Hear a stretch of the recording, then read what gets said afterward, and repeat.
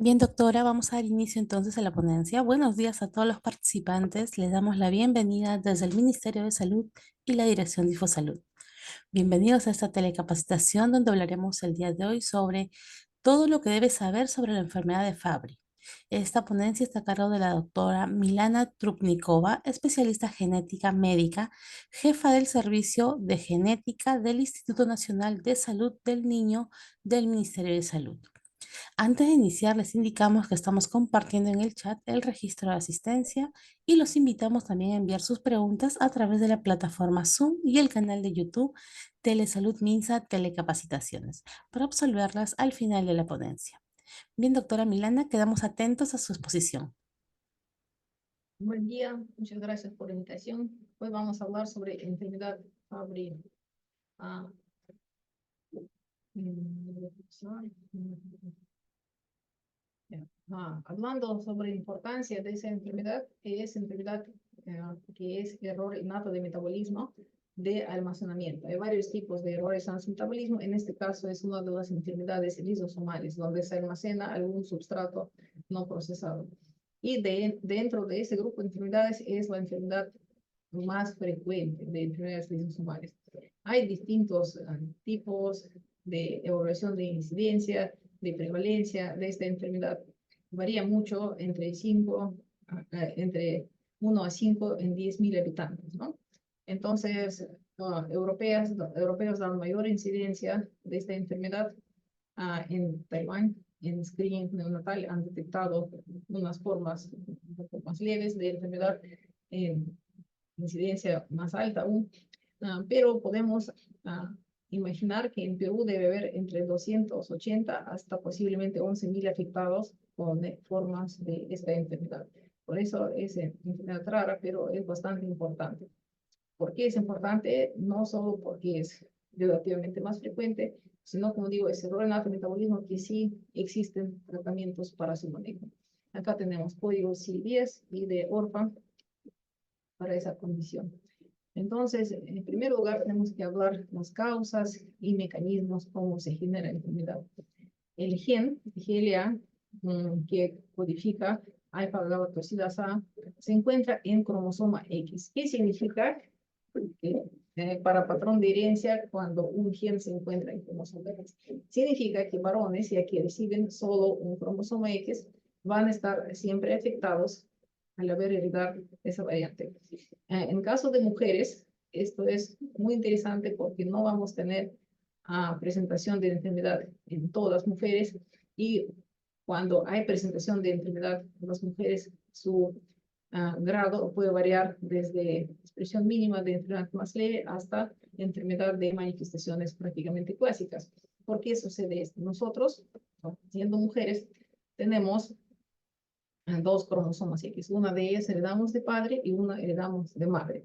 Y después del 16º día postconcepcional, se inactiva en unas células, normalmente es random, en unas células se activa cromosoma X materna y en otras células se inactiva cromosoma X paterno, ¿no? Y mujeres, por eso somos mosaicos funcionales, así lo llaman esto. Eso podemos ver muy claramente en los gatos, distribución de en células que tienen inactivado uno X u otro. En gatos, color está relacionado a cromosoma X, por eso tenemos en unas células inactivación de producción de melanina y en otros tenemos suprimido producción de feomelanina, ¿no? Entonces vemos por eso que hay manchas negras y hay manchas rojas, ¿no?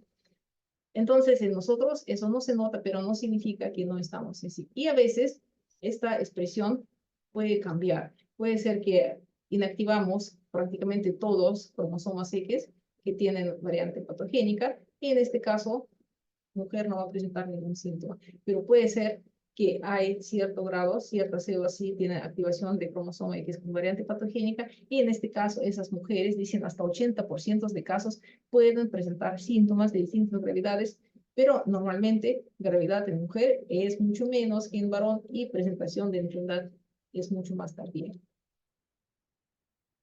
Cuando hablamos sobre enzima codificada por ese gen, sobre alfa-galactosidasa A, ¿qué hace esta enzima? ¿Dónde funciona? es importante para comprender mecanismos de enfermedad. Esas enzimas, como varias proteínas, hacen sus maduraciones, digamos, en el complejo Golgi y después se forman vesículas que terminan haciendo lisosomas. Y el lisosoma tiene su membrana, es pequeño organelo y en su interior tiene gran cantidad de distintas enzimas. Y trabajo del lisosoma, digerir varias moléculas. Entonces, la galactosidasa alfa tiene que estar dentro del lisosoma para descomponer glucoesfingolípidos. Doctora Milana, disculpe, su diapositiva no está avanzando. ¿Podría colocarlo en modo presentación, por favor? No está avanzando. No, doctora, está paralizada la diapositiva y no se encuentra en modo presentación. Ya, a ver, ¿dónde pongo modo presentación? En la parte superior hay un icono al costado de guardar. No sé si lo puedo ubicar. En la Acá parte superior izquierda. tengo audio, vídeo, participantes, chat, compartir, pausar. ¿No?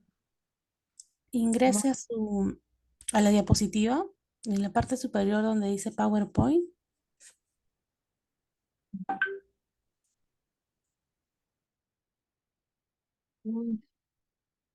Lado izquierdo. Sí, correcto, está bien. Por donde dice inicio, más arribita, está bien. En la parte superior izquierda, lleve el cursor, correcto, suba.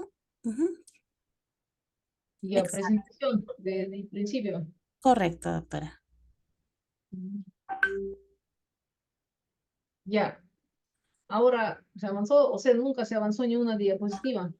No, doctora, disculpe, ¿podría dejar de compartir e iniciar nuevamente para poder Ya. verificar eso? Porque no se está colocando en modo presentación. Deje de compartir y nuevamente realice el procedimiento y vamos a verificarlo.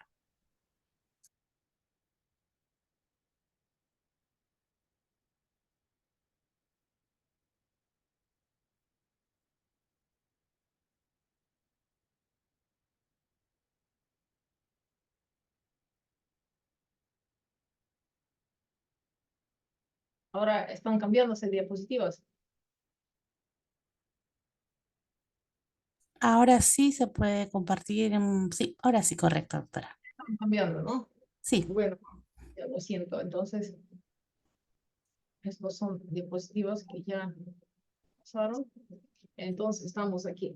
Entonces, como hemos quedado, el lisosoma contiene en su interior varias enzimas que generan descomposición de moléculas complejas. En este caso, nuestra enzima está dedicada a descomponer glucoesfingolípidos. Entonces, más problemáticos que no se descomponen y generan cuadros de enfermedad es globotriaoacilceramida y globotriaoacilesfingosina. Entonces, esas dos moléculas se van a acumular lisosomas y efecto de esa acumulación patológica nos va a generar brote de citoquinas, efecto inflamatorio, nos va a generar aumento de coagulación, va a generar estrés oxidativa, van a aparecer ateromas en arterias, se daña ADN y se termina en apoptosis, ¿no? Entonces eso nos genera problema, no inmediatamente, pero según acúmulo de esos sustratos a lo largo de los años. Entonces, en varios tejidos, entonces esos sustratos generan distintos efectos. Si hablamos, por ejemplo, de globotriaosilceramida, nos va a aumentar su cantidad de núcleo vascular de riñones y nos genera angioqueratomas e insuficiencia renal. Si vamos a hablar de otro componente, nos va a acumularse principalmente en corazón, sistema nervioso y nos va a generar cardiomiopatía y dolor neuropático. Entonces, en neuronas también nos va a generar acroparestesias, crisis de dolor y también termina afectando nervio acústico. Ya, está pasando diapositiva, ¿no? Ya, ya, entonces, ¿cómo puede presentarse enfermedad? Hay dos tipos de presentaciones, básicamente es forma clásica y formas pueden ser atenuadas o tardías. Entonces, forma clásica significa que actividad enzimática, en este caso, de alfa-glucosidasa A, es menos de 1% de lo normal. Entonces, vamos a tener, puede ser de 0 hasta 1%. Entonces, inicio va a ser temprano, es niñez, o adolescencia en varones, ¿no? Porque mujeres tenemos dos cromosomas X, como hablado, en mujeres todo va a ser más o menos doble más tarde, ¿no? Entonces, 10, 15 años más tarde empieza presentación en mujeres, si es que lo van a presentar en Trinidad. Entonces, síntomas como acroparestesias, dolores, son síntomas muy tempranos en los niños. De repente aparecen dolores bruscos en manos, pies, dedos, en extremidades. Entonces, no logran catalogar muchas veces. En la mayoría de los casos no catalogan de inicio esos dolores con sospecha de ese tipo de neuropatía por Fabry. Lo confunden con dolores de crecimiento, con fibromialgias, con situaciones psicosomáticas y de ese modo diagnóstico demora muchísimo, ¿no? Y acroparestesias con el tiempo van disminuyendo. ¿Por qué? Porque se degeneran, ¿no?, en las estructuras nerviosas y posteriormente ya se pierden esas sensaciones, ¿no? Angiokeratomas, vamos a ver en la diapositiva siguiente cómo se ven. También aparecen de edad temprana a partir de 5 años y están justo en lugares que son menos examinados por médico durante consulta externa, porque están en área de bañador, o sea, es de ombligo por abajo, principalmente en zona que está cubierto con trusa, ¿no? Entonces, posteriormente pueden proliferar en más lugares, pero normalmente es de cintura por abajo, distribución de angiokeratomas, por eso muchísimas veces pasan desapercibidos. Con tiempo pueden aparecer en mucosas, también puede aparecer en conjuntivos, y a diferencia de acroparestesias, es al revés, cantidad de angiokeratomas va incrementando con el tiempo de vida. Pacientes pueden experimentar hipohidrosis, anhidrosis, problemas de sudoración, no toleran calor, no toleran ejercicio. Bueno, muchas veces estos son los signos que existen, pero los atribuimos de repente a que no quiere hacer ejercicio o persona es floja, etcétera, pero nos debería llamar mucha atención. En caso de opuestos en córnea, vamos a encontrar lo que se llama córnea verticillata, incluso puede haber opacidades de cristalino. Eso no afecta prácticamente la vista, pero puede ser descubierto a través de examen con lámpara de hendidura durante consulta oftalmológica. Pueden presentarse también problemas, dolores abdominales, diarrea. Todo está igual a raíz de una neuropatía que se genera, en este caso, en el tracto gastrointestinal. Proteinuria aparece, en este caso, a partir de 20 años. Eso nos indica que ya empezó daño renal. Y complicaciones graves vienen después de 30 años, insuficiencia renal crónica, cardiopatía hipertrófica y accidentes cerebrovasculares. Entonces, podemos tener todos esos eventos en estadio ya de complicación. ¿Cómo se ven angiokeratomas? Podemos observar acá en esas imágenes y, como digo, están apareciendo principalmente en lugares que normalmente no examinamos durante consulta externa. Muchas veces el médico revisa la garganta, escucha pulmones, ausculta corazón, pero no estamos desvistiendo paciente de cintura por abajo. Pero con tiempo esas angiokeratomas pueden proliferar y aparecer en otras partes del cuerpo. Y esa imagen de cómo se ve por córnea verticillata. Ahora hablando de otra forma de presentación de inicio tardío en los pacientes, o a veces también hay inicios en formas atípicas, ¿no? Que solo afecta, por ejemplo, corazón, nada más, ¿no? Vemos que acá esos síntomas como acroparestesias pueden presentarse muy raro y leve. Hipoacusia, que también es a raíz de afectación de nervios, sí está presente, pero en grado normalmente leve, insignificante, pero puede estar presente en todos los pacientes o en la mayoría de pacientes. Angiokeratomas, esos pacientes presentan muy raramente. Problemas de sudoración también son muy raros. Parestesias a veces son mínimo sensaciones de repente hormigueos. Córnea verticillata también es mucho menor expresión, aparece mucho más tarde. Dolores abdominales de cierto modo también son más alejados, pero proteinuria aparece a partir de 50 o 70 años, y entonces ya inicia daño renal y complicaciones también vienen en esta edad principalmente. Entonces vemos que acá es mucho más difícil sospechar de esta enfermedad. ¿Por qué es el inicio tardío? Porque como vemos, actividad enzimática es mayor de 1% de enzima, pero menos de 3%, ¿no? Entonces, corte de 3% de actividad enzimática es nuestro corte diagnóstico. hablando sobre métodos diagnósticos. Si bien cierto, ya hemos visto presentación de cómo vamos a sospechar córnea verticillata no es tan notorio.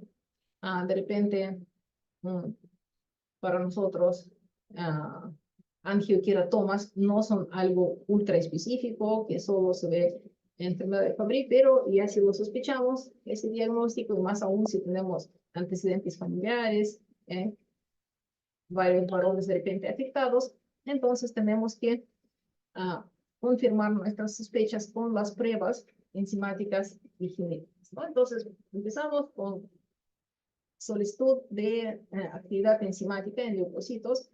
Como ya hemos dicho, actividad menos de 3% de enzima alfa-galactosidasa A nos indica que sí, diagnóstico es positivo y tenemos diagnóstico de enfermedad de Fabry. Ahora, si tenemos ya diagnóstico confirmado con enzima, uno dice, pero ¿por qué vamos a hacer secuenciación para determinar cuáles son variantes patogénicas a lo largo de este gen? Y vamos a ver que sí es muy importante. Entonces, aparte del estudio enzimático, es muy importante hacer también diagnóstico genético para ver exactamente cuáles son fallas en este gen. La mayoría tienen fallas que son unos rearreglos dentro del gen, depende de lesiones, ¿no? De unos exones, cosas así, pero hay también mutaciones puntuales. Eso sí tiene su importancia. Entonces, a través de pruebas bioquímicas, de repente podríamos detectar esos productos que no se descomponen, ¿no? Como globotriaosina plasmática. Esto, estudios dicen, varios nos refieren que nos marca severidad, ¿no? Que hay punto de corte, eso nos ayuda en pronóstico y ayuda para seguir tratamiento, para ver si está siendo efectivo el tratamiento enzimático, ¿no? Porque de repente se generan anticuerpos y encima no funciona, entonces esos productos, ceramidas y esfingolípidos están en aumento o no van a estar bajando en todo caso. Sin embargo, no está aceptado por todos los lugares, por todos los estudios, medición de niveles de esos sustratos, pero de repente se necesita unos estudios adicionales para ese tipo de pruebas bioquímicas. Y anteriormente se realizaban biopsias y actualmente las biopsias están desaconsejadas. Se realizaban biopsias para diagnóstico de piel, se realizaban biopsias renales para diagnósticos. Actualmente se prefiere usar estudios enzimáticos y genéticos. Cuando nosotros hablamos sobre diagnósticos, hay que tener presente que hay enfermedades que pueden asemejar el cuadro, entonces hay que hacer diagnóstico diferencial con otras enfermedades lisosomales, mucopolisacaridosis, enfermedad de Danon, que es problemas de expulsión, en este caso de azúcares, ¿no?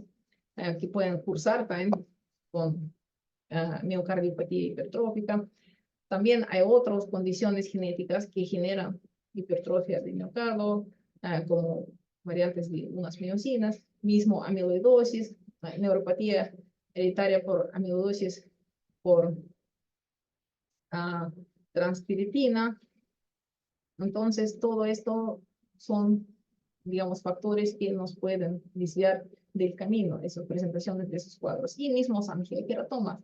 Miren, no es algo ultra específico, presencia de angiokeratomas, pueden estar presentes en otras enfermedades que están acá a continuación, y más aún si son recientes, angiokeratomas primeras que aparecen en el paciente, es mucho más difícil estar con certeza que esas angiokeratomas corresponden a un otro diagnóstico. Como ven ustedes, siempre se requiere estudios adicionales.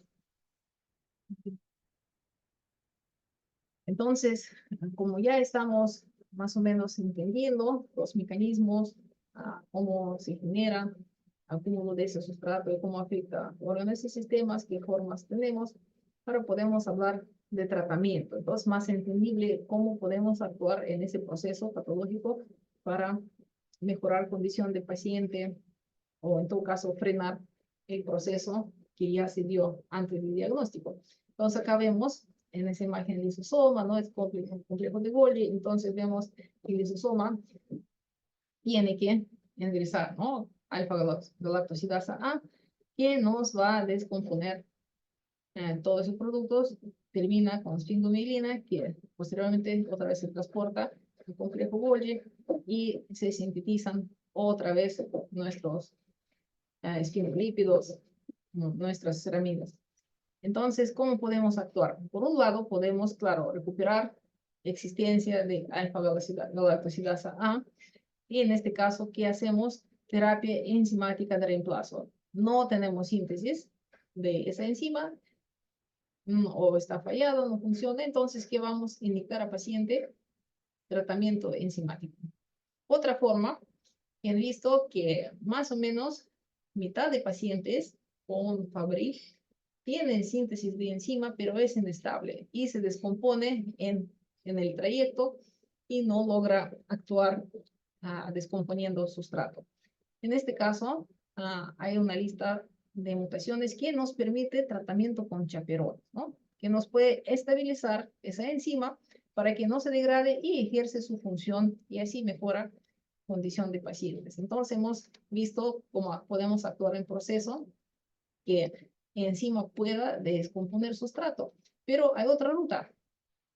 Nosotros podemos inhibir síntesis de sustrato. Entonces podemos inhibir síntesis de esas ceramidas, fingolípidos, y de este modo también vamos a tener mejoría. Entonces, aunque enzima de repente funciona poco deficiente, pero como ya no va a haber mucho sustrato, ya vamos a mejorar el cuadro clínico del paciente.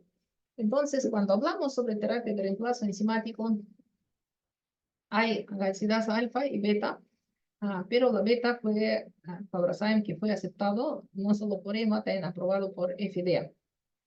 Hay una modificación que están tratando de ver ahora, pero de esos que están aprobados son esos dos, ¿no? Y principalmente Fabrazyme. Entonces, se ha visto que a partir del uso, cuando empezamos a administrar tratamiento, a paciente nos va a frenar progresión de enfermedad, sin embargo, no nos va a revertir el daño que ya ha sido establecido. Y ese punto es muy importante a quienes vamos a administrar tratamiento. Tenemos que tener diagnóstico temprano y siempre tenemos que tratar de inicio de tratamiento antes de que haya complicaciones irreversibles. Si el paciente ya está en insuficiencia total, cardiopatía total, irreversible, ya no va a hacer efecto este tratamiento, porque no va a revertir a lo que sucedió anteriormente con el paciente. Se recomienda, en caso de que se detectan síntomas, desde que se dan cuenta que síntomas empezaron a tal fecha, iniciar tratamiento dentro de 2 años, más pronto posible. Incluso en caso de familias, como es el hígado que se puede ver varios varones afectados, y de repente hacen diagnóstico en uno, entonces sospechan que otro chico también puede tener enfermedad, y les hacen estudios de secuenciación, ven que tiene misma variante patogénica, aunque no tenga todavía síntomas. Igual en asintomáticos tenemos que empezar tratamiento antes de 8 o 10 años en caso de varones. También está sugerido tratamiento en las mujeres, y nosotros podemos ver todas recomendaciones para iniciar tratamiento y quienes no deben iniciar tratamiento con reemplazo, ¿no? Entonces, lo que tienen enfermedad cardíaca avanzada, insuficiencia renal terminal, y que no hay opción de trasplante renal. Ojo, en ese paciente, si logran tener trasplante renal, no significa que no tiene que recibir tratamiento, igual tiene que continuar, en este caso, tener tratamiento de reemplazo enzimático. Falla cardíaca, otras comorbilidades importantes, declinación cognitiva severa, ¿no? Y acá está en pautas cuando tenemos que discontinuar el tratamiento, principalmente cuando vemos que no surgió efecto, no hubo respuesta, igual hay avance de enfermedad, ¿no? Etcétera. Entonces, es todo lo que tenemos que tener presente. Ahora, terapia de reemplazo no se realiza tan fácilmente. Tenemos que tener, bueno, en caso de nuestros hospitales, en medicina del día, en esa unidad, personal está altamente capacitado para administración de esas enzimas, porque tiene sus pautas, cómo se inicia transfusión, a qué velocidad aumentan, infusión, cuántas horas duran, es bastante procedimentoso, no es rápido, y por qué es importantísimo cumplir con todas esas pautas, y por eso insistimos que tiene que haber unidades de medicina del día, porque si nosotros infundimos enzimas no según su prospecto, infundimos de repente demasiado rápido, ¿qué va a suceder? Las células no van a poder captar esta enzima, no van a estar saturados receptores en superficie celular y no van a ingresar esa cantidad de enzima que la célula puede aceptar en ese momento. Entonces, vamos a tener enzima circulante en torrente sanguíneo. Imagínense si el paciente no sintetiza esa enzima y encima es una proteína, ¿y qué nos va a pasar? Vamos a tener sensibilización a esa proteína, vamos a tener reacciones alérgicas adversas, vamos a tener anticuerpos. Y finalmente, esos anticuerpos van neutralizando esa enzima. Entonces, todo nuestro esfuerzo de administrar tratamiento, y que encima es bastante costoso,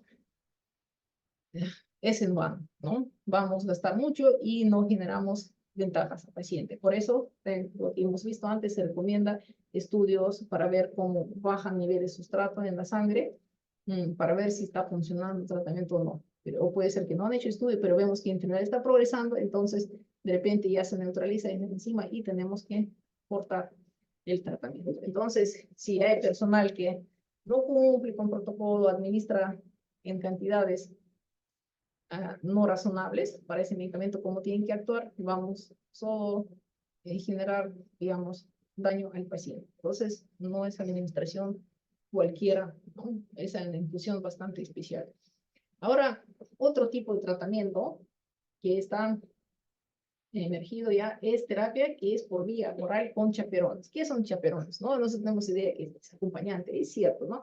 Son moléculas que nos permite estabilizar enzimas que pueden funcionar, pero su molécula tiene fallas, que es inestable y se degrada muy rápido y no termina de ejercer su efecto. Entonces, con uso de moléculas como migalastat y otros estudios, se puede evitar mal plegamiento y degradación de esas enzimas, pero no todos variantes están susceptibles a ese tratamiento, porque justo como yo comenté antes, con variantes patogénicas, mutaciones en el gen, la mayoría en este caso son unos pequeños rearreglos en el gen, unas deleciones de unos bloques más o menos grandes.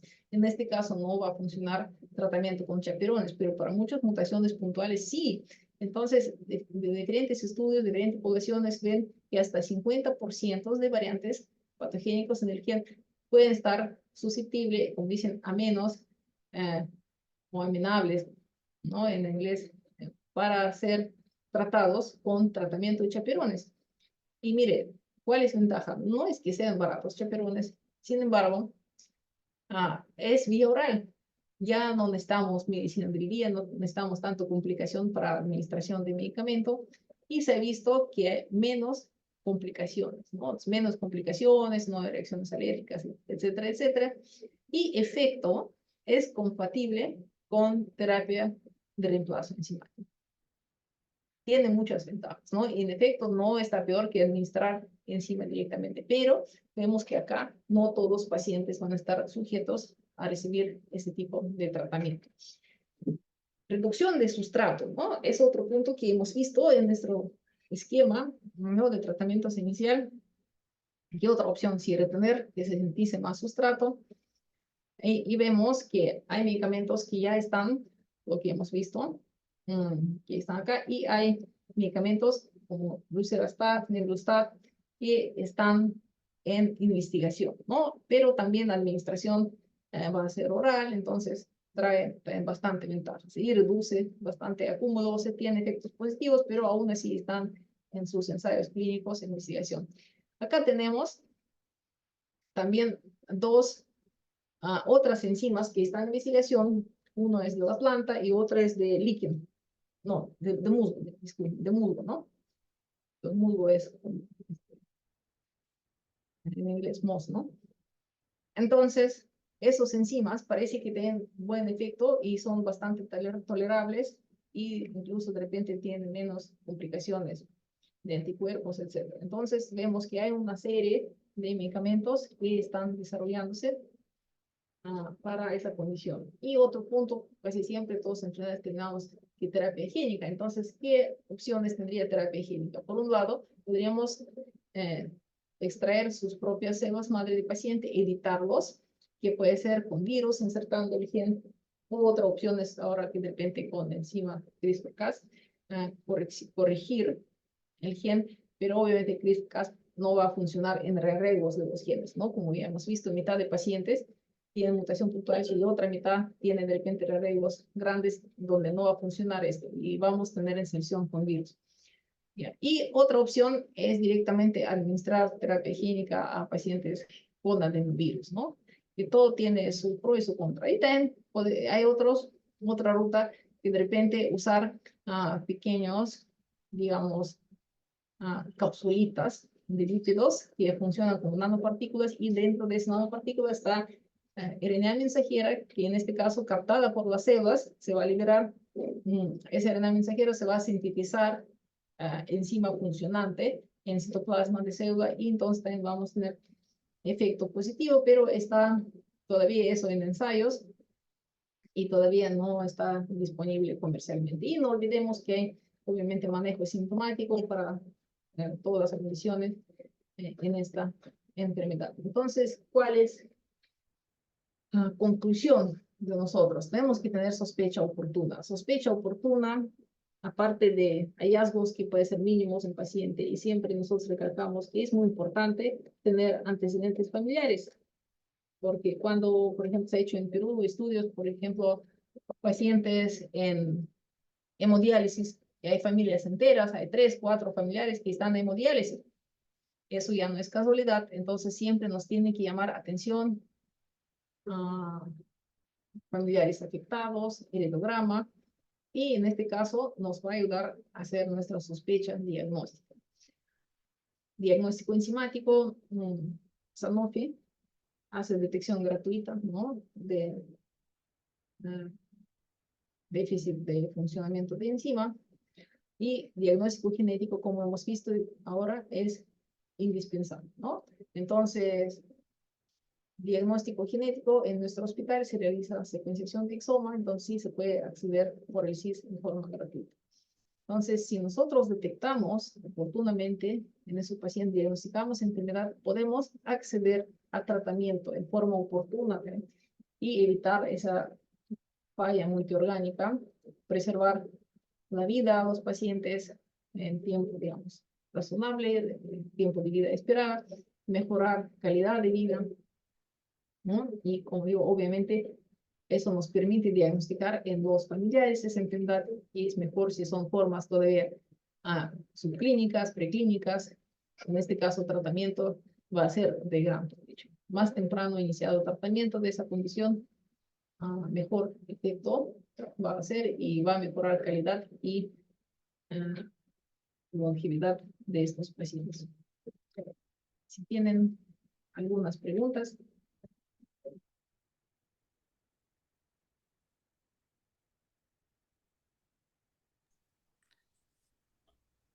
Doctora, parece que ha quedado claro toda la exposición. Muchas gracias a la doctora Milana Trupnikova. Doctora, ¿nos podría finalmente dar alguna recomendación para nuestros participantes, alguna conclusión de toda la ponencia? mm, Recomendación que tenemos que estar atentos con mínimas síntomas en niños y adolescencias y frente a mínima duda de origen de esos síntomas, derivar a especialistas o usar otros métodos, aplicar estudios adicionales siempre. Entonces, muchas veces es fácil atribuir a causas erróneas, a condiciones de conducta, de repente psiquiátricas, etcétera, o como estaba en exposición tuvo crecimiento, y se nos puede escapar diagnóstico en ese momento. Máxima atención y verificación de síntoma más mínima que nos parezca. Muchas gracias, doctora. Queremos agradecer a la doctora Milana Trupnikova, especialista en genética médica, jefa del Servicio de Genética del Instituto Nacional de Salud del Niño del Ministerio de Salud.